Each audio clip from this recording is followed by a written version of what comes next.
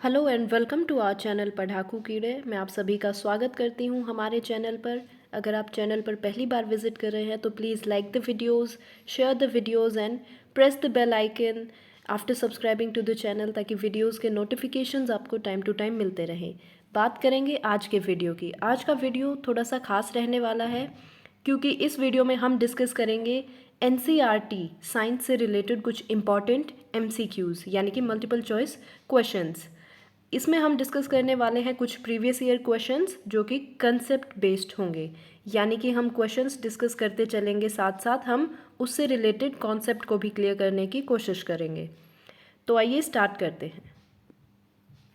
सबसे पहली बात, question number 1, the SI unit of specific latent heat is. आपको यहाँ पे स्पेसिफिक लेटेंट हीट के लिए एसआई यूनिट बतानी है, यानी कि स्पेसिफिक लेटेंट हीट को हम मेज़र किस यूनिट में करते हैं। तो इसका आंसर बताने से पहले मैं आपसे डिस्कस करना चाहूँगी कि स्पेसिफिक लेटेंट हीट होती क्या है।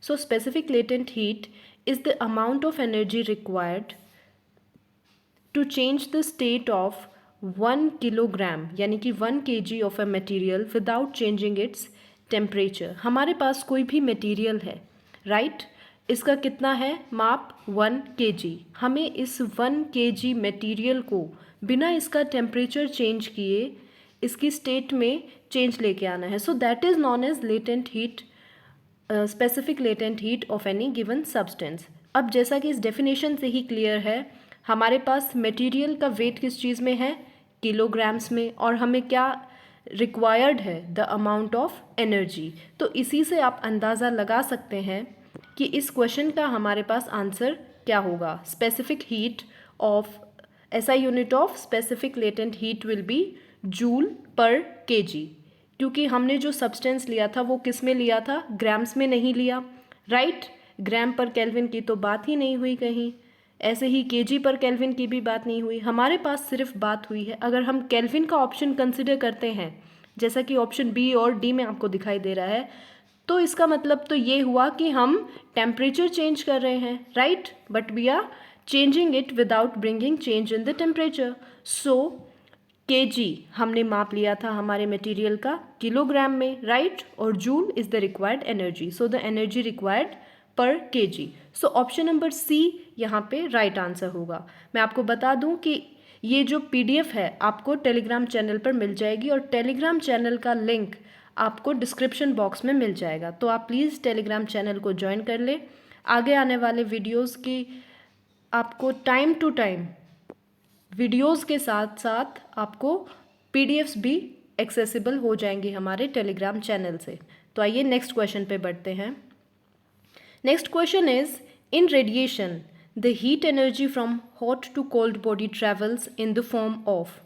तो हमें बताना है हमारे पास तीन तरीके से, किस तरीके से हमारे पास वेव्स मूव कर सकती हैं, longitudinal waves, corpuscles, longitudinal and transverse waves, या फिर बात करें ट्रांसवर्स वेव्स की।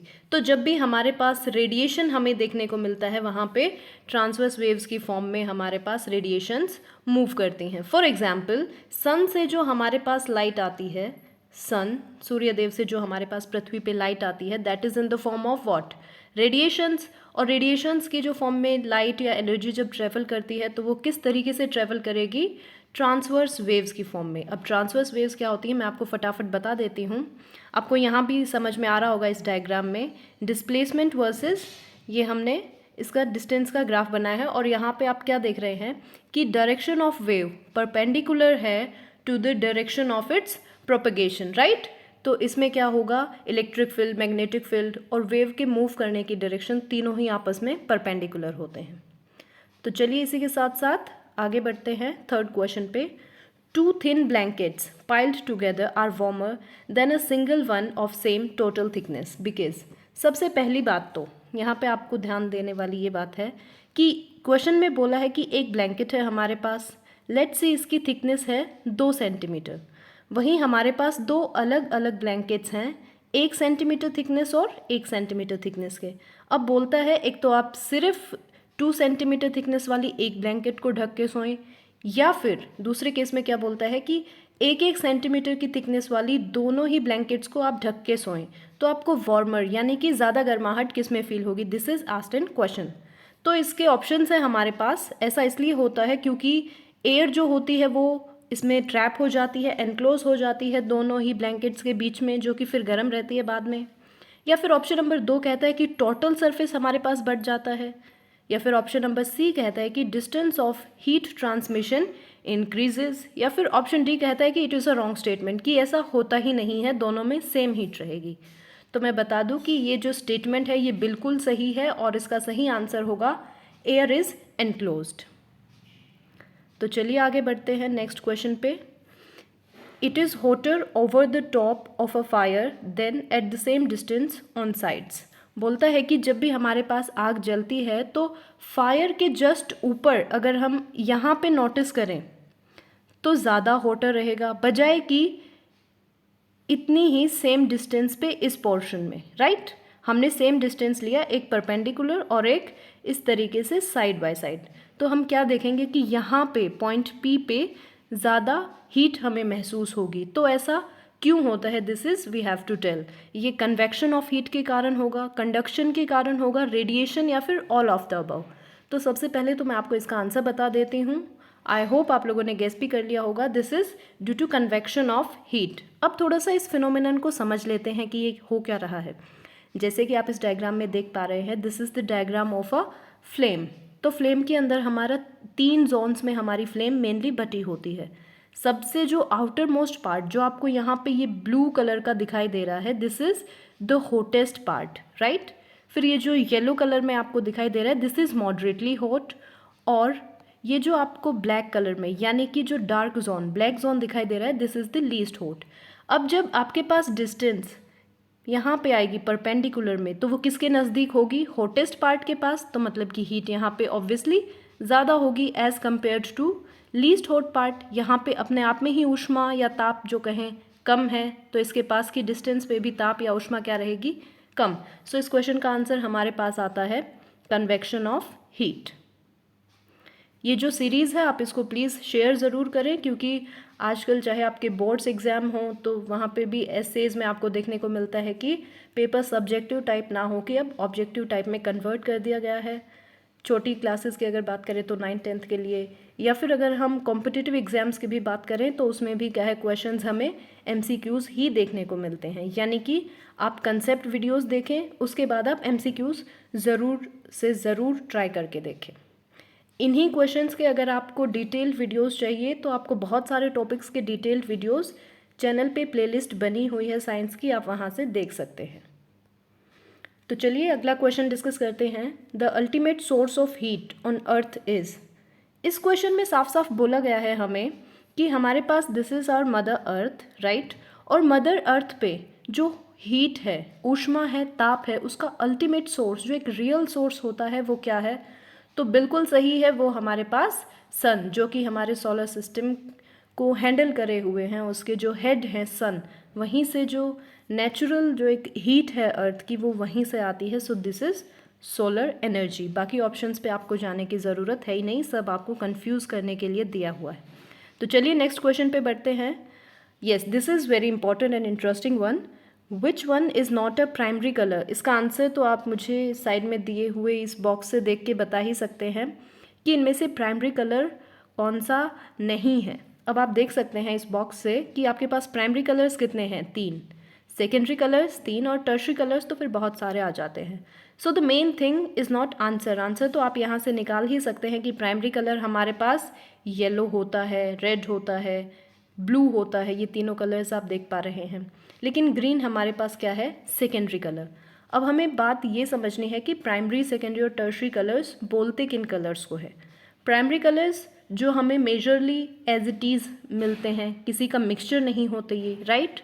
अब सेकेंडरी कलर्स क्या होते हैं? ये किन्हीं ना किन्हीं 2 प्राइमरी कलर्स को मिला के हमें मिलते हैं, ये सेकेंडरी कलर्स हो गए फिर हमारे पास, राइट? ये किन्हीं ना किन्हीं 2 प्राइमरी कलर्स का कॉम्बिनेशन होता है, ठीक है। अब अगर बात करें टर्शरी कलर्स की, तो टर्शरी कलर्स कैसे बनते हैं? कोई एक प्राइमरी कलर होगा, उसको जब हम सेकेंडरी कलर में मिक्सअप करेंगे तो हमें टर्शरी कलर्स मिलते हैं। तो यहाँ पे हमसे पूछा गया था कि इन चारों ऑप्शंस में से प्राइमरी कलर कौन सा नहीं है। So that is option number C, green, जो कि हमारे पास एक सेकेंडरी कलर है। तो चलिए आगे बढ़ते हैं इसी के साथ। Question number 7, morning sun is not as hot as midday sun because. अब हम देखें, एक तो दोपहर के 12 बजे हों, राइट, तब सूर्य की ऊष्मा बहुत ज़्यादा होती है, और एक सुबह के हमें 8 बजे हों तो सूर्य की ऊष्मा क्या है, कम रहती है। तो वही पूछा है कि मॉर्निंग सन तो उतना गर्म नहीं होता जितना कि हमारे पास मिड डे सन होता है। यहाँ से आपको बिल्कुल, आपके जो नज़र है वो बिल्कुल सही वाले ऑप्शन पे ही जानी चाहिए, जो कि ऑप्शन नंबर सी तो बिल्कुल नहीं है कि it is God gift. No, it is not God gift. अब ऑप्शन नंबर बी देखते हैं, heat rays travel slowly in the morning, ऐसा भी नहीं होता है। Sun is cooler in morning, ये बोलता है कि सुबह में सूर्य क्या है, ठंडा रहता है। नहीं, ऐसा नहीं है। सन तो कांस्टेंट है, उसकी जो ऊष्मा है वो कांस्टेंट है। चेंज क्या होता है, सन रेज जो डिस्टेंस ट्रेवल करते हैं वो चेंज होता है, राइट। सपोज़ मैं आपको एक रफ डायग्राम से यहाँ बता देती हूँ। Suppose this is earth, right, ये अर्थ का सरफेस है हमारे पास। अब दिन के समय क्या होगा, सूर्यदेव यहाँ रहेंगे, ये जो डिस्टेंस है परपेंडिकुलर डिस्टेंस ये कम रहेगी, और इन्हें ये जो एटमॉस्फेयर है अर्थ का कम ट्रैवल करना पड़ता है, बजाय कि इवनिंग या अगर मॉर्निंग में देखें तो ये इस तरीके से रहते हैं, और यहाँ पे अर्थ का जो एटमॉस्फेयर की डिस्टेंस है वो ज़्यादा ट्रैवल करनी पड़ती है, या कहें तो मैक्सिमम ट्रैवल करनी पड़ती है। So this is the reason कि मॉर्निंग सन या इवनिंग सन उतना गर्म नहीं होता जितना मिड डे सन होता है, right. So here option number D is correct. आगे देखते हैं question number 8, twinkling of stars is on the account of. तारे जो हमें चमकते हुए यानी कि ट्विंकल करते हुए दिखाई देते हैं, ऐसा लगता है एक बार ऑन हो रहा है स्टार की लाइट और एक बार क्या हो रही है, ऑफ हो रही है, या फिर एक बार ब्राइट हो रहा है और एक बार थोड़ा सा डिम हो रहा है। This is known as twinkling of stars. ये फिनोमेना किस वजह से होता है? Is it due to the large distance of stars in air? No. Is it due to the small size of stars? नहीं, स्टार्स तो बहुत बड़े होते हैं साइज़ में। तो ऑप्शन नंबर सी है हमारे पास, large size of stars. Stars का साइज़ लार्ज हो सकता है, होता भी है, लेकिन ये जो फिनोमेनन है ट्विंकलिंग ऑफ स्टार्स, ये उसकी वजह से, साइज़ की वजह से एटलीस्ट नहीं होता है। तो ऑप्शन नंबर डी देखते हैं, large distance and fluctuations in the density of air, और यही सही ऑप्शन है। तो इसको समझते हैं एक्सप्लेनेशन के साथ। यह है हमारा अर्थ का एटमॉस्फेयर, कुछ इस तरीके से दिखता है, राइट। और ये हो रहा है फिनोमेनन हमारे पास रिफ्रैक्शन ऑफ लाइट, इसको हम बोलते हैं एटमॉस्फेरिक रिफ्रैक्शन। अब यहाँ पे एक चीज़ जो हमारे माइंड में क्लिक करनी चाहिए वो है कि हमारे एटमॉस्फेयर में अलग अलग लेयर्स बनी हुई हैं, राइट, और हर एक लेयर का अपनी एक अलग डेंसिटी है। जैसे पर्पल वाली लेयर है, इसकी अलग डेंसिटी है। ये जो डार्क ग्रीन में आप देख पा रहे हैं, ये अलग लेयर है, इसकी अलग डेंसिटी है, और ऊपर जाएंगे उसकी अलग डेंसिटी है। तो हमारे पास असली जो रियल स्टार होता है वो तो क्या है, ये जो ब्राइट वाला आपको दिखता है ये इसकी पोजीशन होती है, राइट। यहाँ से क्या हुआ, पहली लेयर पे टकराई इसकी रेज, तो वो क्या करेंगी, क्योंकि डेंसिटी चेंज हो रही है, मतलब कि मीडियम चेंज हो रहा है। मीडियम चेंज होते ही क्या होगा, रिफ्रैक्शन होगा। रिफ्रैक्शन होगा तो लाइट बेंड हो जाएगी अपने रियल पाथ से, और फिर ये इसी तरीके से इस मीडियम में मूव करेगी। अब जब वो नेक्स्ट मीडियम की बाउंड्री पे आएगी, यानी कि नेक्स्ट लेयर से टकराएगी जहाँ पे एटमॉस्फेयर की डेंसिटी फिर से वेरी करती है, तो उसका पाथ फिर से चेंज होगा, फिर से पाथ बेंड होगा। ऐसे ही जब नेक्स्ट में मूव करेगी तो पाथ फिर से चेंज होगा, और हमें लास्ट में रियल में क्या लगता है कि ये लाइट एक्चुअली ये टेढ़ी मेढ़ी ना आके हम अपनी आँख से बिल्कुल स्ट्रेट लाइन ड्रॉ कर लेते हैं इमेजिनरी, और हमें लगता है कि एक्चुअली में स्टार यहाँ है। तो ये हम क्या है, स्टार की रियल पोजीशन और ये स्टार की एपरेंट पोजीशन में डिस्टिंग्विश नहीं कर पाते हैं। स्टार होता कहीं और है और हमें दिखाई कहीं और देता, और यही कारण है कि एटमॉस्फेरिक डेंसिटी की वजह से, जिसकी वजह से एटमॉस्फेरिक रिफ्रैक्शन होता है, इसी वजह से हमारे पास ट्विंकलिंग ऑफ स्टार्स का फिनोमेनन देखने को मिलता है। तो चलिए आगे बढ़ते हैं। आगे अगर हम देखें तो question number 9, the nuclear model of atom was suggested by. बिल्कुल सही, बोहर्स एटॉमिक मॉडल हमारे पास आया था, रदरफोर्ड का मॉडल आया था, पॉली के नाम से ही आपको याद आ रहा होगा, पॉलीज एक्सक्लूजन प्रिंसिपल है, और मेंडलेव। तो यहाँ पे अगर आपने अच्छी खासी अगर आपकी तैयारी है, चैप्टर्स अगर आपने पढ़े हैं, तो बोहर का एटॉमिक मॉडल सोचते ही आपके दिमाग में आ जाना चाहिए, जिन्होंने इस तरीके से कुछ मॉडल दिया था और पंपकिन से इसको रिलेट किया था, राइट। कि रेड वाला पार्ट क्या है, पॉजिटिवली चार्ज्ड है, और उसके अंदर जो बीड हैं वो जो उसके बीज हैं, सीड्स हैं, वो नेगेटिवली चार्ज्ड इलेक्ट्रॉन्स की तरह काम करते हैं। ये मिस्टर बोहर जी का मॉडल था। रदरफोर्ड के मॉडल की अगर बात करें तो यस, इन्होंने अल्फ़ा स्कैटरिंग वाला एक्सपेरिमेंट किया था, जो कि आप यहाँ पे देख भी पा रहे होंगे।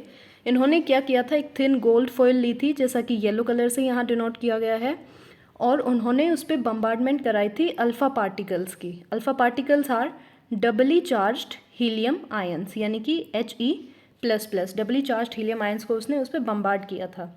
वहाँ से हमें ये कंक्लूजन्स ड्रॉ करने को मिले थे कि जो पॉजिटिव चार्ज है किसी भी एटम में, वो उसके सेंटर में रिजाइड करता है, राइट। और यहीं से हमें न्यूक्लियर मॉडल एटम का देखने को मिलता है, यानी कि न्यूक्लियस हमें अलग से देखने को मिलता है। तो ये जो न्यूक्लियर मॉडल हमें मिला, ये रदरफोर्ड जी की देन रही है। पॉलीज एक्सक्लूजन प्रिंसिपल है, पॉली ने कोई मॉडल नहीं दिया, इन्होंने सिर्फ एटॉमिक ऑर्बिटल्स में इलेक्ट्रॉन्स की फिलिंग को बताया था कि किस तरीके से करेंगे, और मेंडेलीव ने तो एटम्स को क्या है कि पीरियोडिक टेबल में अरेंज करना हमें सिखाया था। So the right answer is Rutherford, जिन्होंने अल्फ़ा स्कैटरिंग पार्टिकल का एक्सपेरिमेंट हमें दिखाया था, राइट। तो आगे देखते हैं। Question number 10 is artificial radio activity was discovered by. अब बहुत सारे लोग कहेंगे मैरी क्यूरी, बट नो, यहाँ पे मैं आपको कहूँगी कि एक बार आप क्वेश्चन और ध्यान से पढ़ लें। यहाँ पे रेडियो एक्टिविटी नहीं पूछा है, यहाँ पे आपसे आर्टिफिशियल रेडियो एक्टिविटी पूछा है, राइट। सो आर्टिफिशियल रेडियो एक्टिविटी किसने डिस्कवर की थी? जी हाँ, इन्होंने ही डिस्कवर की थी। ये जो फोटो अगर आप देख पा रहे हो, इनका नाम है इरिन जॉलियट क्यूरी, राइट। इन्होंने आर्टिफिशियल रेडियो एक्टिविटी डिस्कवर की थी, और ये कौन से देश की रहने वाली थी? She was from France, right. Marie Curie यानी मैडम क्यूरी ने तो असली वाली रेडियो एक्टिविटी की खोज की थी। तो आज की वीडियो में हमने डिस्कस किए हैं 10 इम्पॉर्टेंट MCQs, जो कि प्रीवियस ईयर भी रहे हैं। इसमें से 1-2 क्वेश्चन, राइट, जो कि आपने NTSC वगैरह के एग्जाम्स में भी देखने को मिले हैं। तो इस सीरीज़ में हम डिस्कस करेंगे NCERT बुक्स से, मेनली साइंस की NCERT बुक्स से इम्पॉर्टेंट MCQs। आप किसी भी कॉम्पिटिटिव एग्ज़ाम की तैयारी कर रहे हो या फिर आप बोर्ड्स की एग्ज़ाम्स की तैयारी कर रहे हो, तो ये वीडियोस आपको बहुत हेल्प करेंगे। Please do like the videos and subscribe to the channel. Also don't forget to share our channel, right. तो इसी के साथ साथ thank you for watching and learning with us. अगर आपको PDF चाहिए इस वीडियो की, तो आप हमारे टेलीग्राम चैनल से जुड़ जाएं। पढ़ाकू कीड़े नाम से टेलीग्राम चैनल बना हुआ है, जिसका लिंक मैं आपको वीडियो के डिस्क्रिप्शन बॉक्स में प्रोवाइड कर दूंगी। Again, thanks a lot for watching and learning with us. Please do subscribe to the channel. Thanks a lot.